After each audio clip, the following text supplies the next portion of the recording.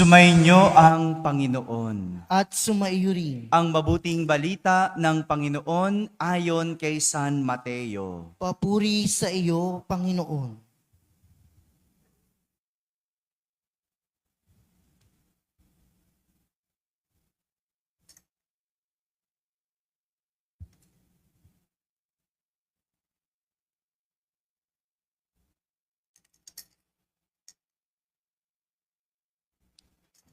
Ito ang lahi ni Hesukristo na mula sa angkan ni David, na mula naman sa lahi ni Abraham.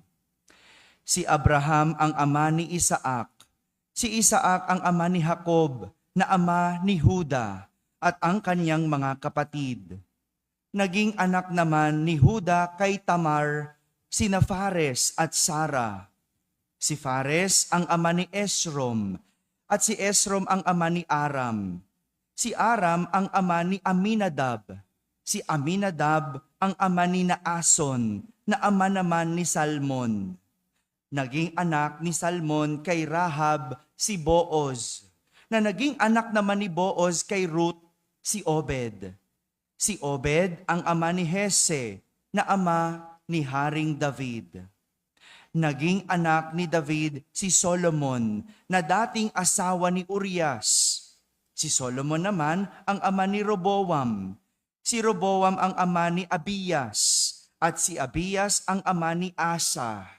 Si Asa ang ama ni Josaphat, at si Josaphat ang ama ni Joram, na siya namang ama ni Osias. Itong si Osias ay ama ni Jotam, na ama ni Akas. At si Akas ang ama ni Ezekias. Si Ezekias ang ama ni Manases, at si Manases ang ama ni Amos, na ama naman ni Hosias. Si Hosias ang ama ni Jeconias at ang kanyang mga kapatid. Panahon noon ng pagkakatapon ng mga Israelita sa Babylonia. Matapos ang pagkakatapon sa Babylonia, naging anak ni Jeconias si Salatiel, na ama ni Zorobabel. Si Zorobabel ang ama ni Abuid, na ama ni Eliakim, at si Eliakim ang ama ni Asor. Si Asor ang ama ni Sadok, na ama ni Aquim. Itong si Aquim ang ama ni Elwid. Si Elwid ang ama ni Eleazar. Si Eleazar ang ama naman ni Matan, na ama ni Jacob, at si Jacob ang ama ni Jose, na asawa ni Maria. Si Maria naman ang ina ni Jesus, na tinatawag na Kristo. Sa makatuwid, 14 ang salinlahi mula kay Abraham hanggang kay David. 14 mula kay David hanggang sa pagkakatapon ng mga Israelita sa Babylonia, at 14 din mula sa pagkakatapon sa Babylonia hanggang kay Kristo. Mga kapatid, ang mabuting balita ng Panginoon. Pinupuri ka namin, Panginoong Hesukristo. Magsiupo ang lahat at makinig sa homilya. Isang magandang umaga po sa inyong lahat. Pakibati naman at gising ang katabi ng magandang umaga. Magandang umaga po. Magandang umaga sa lahat ng mga nasa balcony, nasa labas, kaway naman dyan. Naririnig po ba ako? Magandang umaga po sa inyo. Sa lahat ng mga nasa orchestra, dito sa gilid, magandang umaga po sa inyong lahat. Sa lahat ng nasa barangay, sa lahat ng mga nagsisimba sa kanilang tahanan via online, sa lahat ng nasa abroad, isang magandang araw po sa inyong lahat. Kasama kayo sa aming pagdiriwang ng banal na misa dito sa ating parokya. Ikalawang Misa de Gallo. Pakitanong ang katabi, nakadalawa ka na ba? Nakadalawa na ba? Namumuro? Ituloy lang po. Ituloy lang po natin. Nais kong simulan ang ating pagninilay sa isang kwento. At ang aking kwento ay tungkol sa isang batang babae na minsan nagtanong sa kanyang magulang. Tinanong niya ang kanyang ina. Sabi niya, "Nay, paano po ba nagkaroon ng tao sa mundo?" Sabi ng nanay, nilikha ng Diyos anak sina Eva at Adan. At sila ay nagkaanak. At doon nagsimula ang pagdami ng tao sa mundo. Makalipas ang 2 araw, ang tatay naman ang tinanong. Sabi niya sa kanyang tatay, "Tay, paano nagkaroon ng tao sa mundo?" Sumagot ang ama, "Maraming taon na anak ang nakalipas, may mga unggoy na kung saan pinagmulan ng ebolusyon ng sangkatauhan." Nalito ang bata nang marinig ang paliwanag ng ama. Kaya naman, pinagkaisip-isip niya, ano ba talaga? Kanino ba ako maniniwala? Kay nanay o kay tatay? Kayo po, kanino po kayo maniniwala? Lito rin po kayo. Kaya, isang araw, bumalik ang anak sa ina at nagtanong, "Nay, sabi mo, nagmula ang tao kina Eva at Adan. Bakit sabi ni tatay, nagmula sa ebolusyon ng mga unggoy? Kanino ba ako maniniwala sa inyo?" Sumagot ang ina, sabi ng ina sa anak, "Simple lang anak, kinuwento ko sa iyo yung side ng pamilya ko. At kinuwento ng tatay mo yung side ng pamilya niya. Kanino po kayong side?" Kanina, tinatanong ko kayo di kayo makasagot. Kamusta po ang pamilya nyo?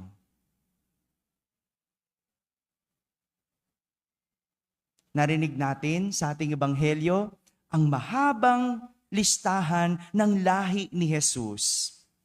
3 tig-14 na salin lahi ang inisa-isa bago na isilang si Jesus. At kung titignan nating mabuti, bawat henerasyon, bawat pamilya, at bawat miyembro ay may kanya-kanyang nakaraan. Nabanggit ang mga pangalang David at Abraham. Sina David at Abraham, hari at importanteng tao ng kanilang henerasyon. Sa kanila nagmula ang lahi ni Jesus. Mga importante, mga hari, maharlika at matuwid na tao. Kaya naman, masasabi nating si Jesus ay nagmula sa lahi ng maharlika, lahi ng hari. Ito ang patunay sa nasasaad sa kasulatan na ang Mesiyas ay isisilang mula sa lahi ni David at bilang katuparan ng pangako ng Diyos ayon sa lipi ni Abraham. Si Jesus, bago pa naisilang, naisulat na sa kasulatan ang kanyang magiging lahi, ang kanyang pagmumulan. Ang ganda na, no? Ang gandang may lahi si Jesus ng mayayaman. Ang ganda na si Jesus ay mula sa lahi ng mga hari. Sa harapan natin, andito si Jesus, ang Niño Jesus, at si Jose, ang kanyang ama. No? At kung babalikan, parang ang layo. Ang layo-layo na si Jesus ay nagmula sa isang maharlika at haring lahi. San ba pinanganak si Jesus? Sa isang sabsaban. Kung ang lahi mo'y hari at maharlika, bakit ka isinilang sa isang sabsaban? Parang ang hirap, no? Ang hirap ma-realize o ang hirap unawain paano nangyari. Dahil gaya ng ibang pamilya, hindi perpekto ang lahi ni Jesus. Kasama sa angkan ni Jesus ang iba't ibang tao, iba't ibang miyembro na hindi magandang nakaraan. Narinig natin ang pangalang Tamar. Kilala niyo po ba si Tamar? Si Tamar ay isang taga-Kana na nakipagrelasyon sa kanyang biyanan. Yan si Tamar. Si Rahab, kilala niyo po si Rahab? Hello. Atin-atin lang to ha. Malaking chismis to. Si Rahab ay isang prostitute. Si Ruth, kilala niyo si Ruth? Mula sa tribo ng mga sumasamba sa Diyos-Diyosan. At si Bathsheba, kilala niyo po? Kabit ng kanyang lolong si Haring David. Gusto niyo mag-review tayo ng chismis? Sino nga po si Tamar? Hello. Nakipagrelasyon sa biyanan. Sino nga si Rahab? Prostitute. Sino nga si Bathsheba? Kabit ng lolo niyang si Haring David.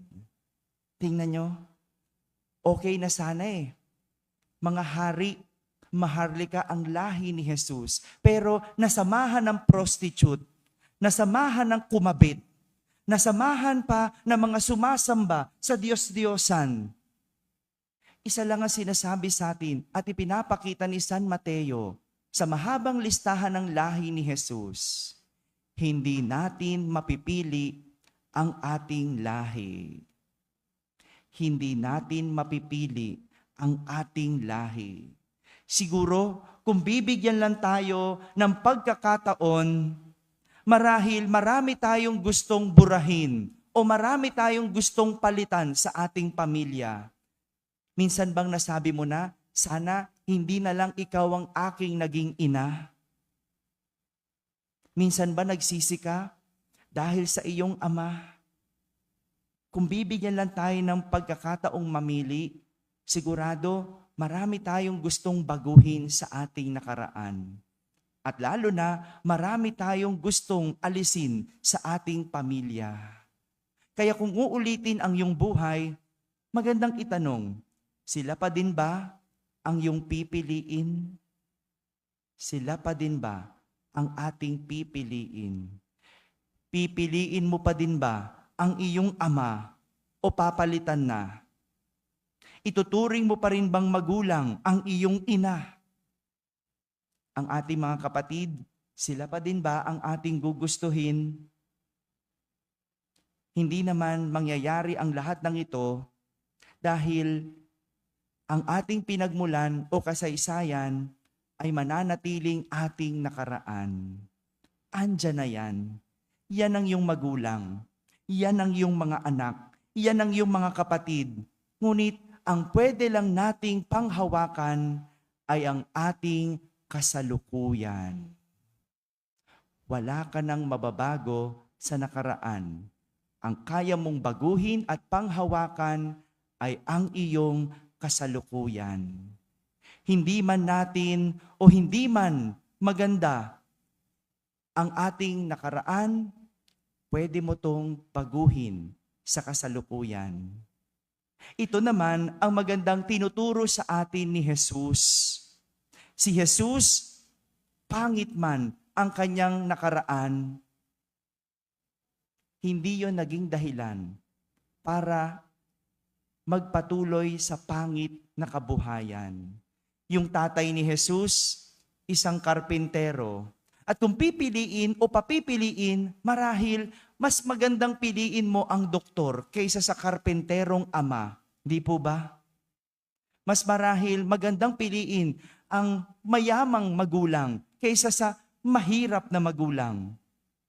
Pero si Jesus, pinapakita sa atin na hindi dahilan ang ating nakaraan para hindi magkaroon ng magandang kasalukuyan at kinabukasan. Meron tayong kakayanang baguhin anuman ang pangit sa ating buhay kung aayusin lang natin ang ating kasalukuyan. Walang magagawa si Jesus sa prostitute niyang kapamilya. Kumabit man ang kanyang lolo, hanggang sa kanya na lang iyon. Maging ang kanyang mayayaman o maharlikang angkan, wala ring nagawa sa kanyang payak na buhay. Ang tanging hawak lang ni Jesus ay ang kanyang sariling kasalukuyan at kinabukasan. Kaya't hindi dahilan ang magulong pamilya para maging magulo ang ating buhay. Huwag mong isisi sa magulang ang iyong naging kasalukuyan o magiging kinabukasan. Huwag mong gawing dahilan ang iyong nakaraan kung sino ka sa kasalukuyan dahil meron kang kakayanan na maging mas mabuti sa iyong lahi. Mga kapatid, ang napakagandang regalo ng Diyos sa atin ay ang kakayanang mamili at baguhin ang kasalukuyan at ang ating kinabukasan. Kahit hindi natin mabura ang ating nakaraan sa isip ng iba, kaya mong baguhin ang iyong kasalukuyan at kinabukasan kung pipiliin mong maging mas mabuti kaysa sa iyong lahi. Amen. Amen.